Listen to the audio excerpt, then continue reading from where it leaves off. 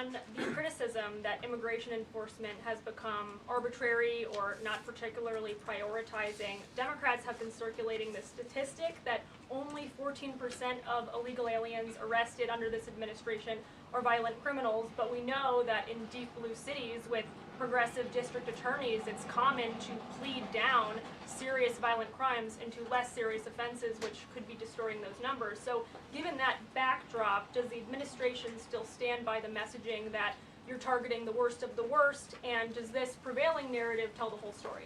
Well, thank you for bringing this up, Karoline. I've seen this CBS report floating around.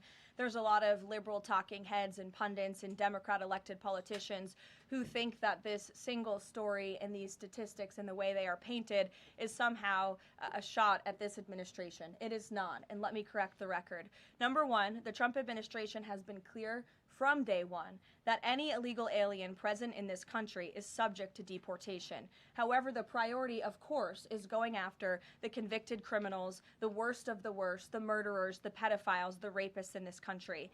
Interestingly, in the CBS story, what the Democrat talking heads on television are not saying is this line. Nearly 60% of ICE arrestees over the past year had criminal charges or convictions. And among that population, the majority of the criminal charges or convictions are for nonviolent crimes. Oh, well, what are nonviolent crimes, you ask?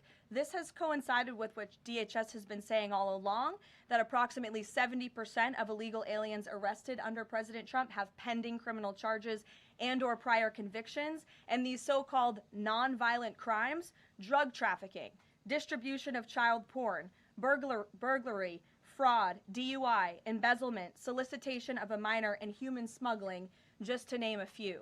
So just because a crime is not violent in nature doesn't mean that crime is victimless.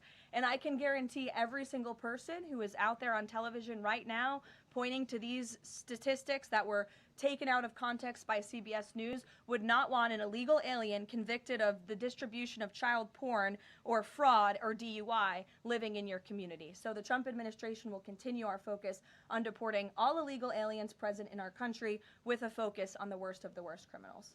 Thank you for being here. Gabe.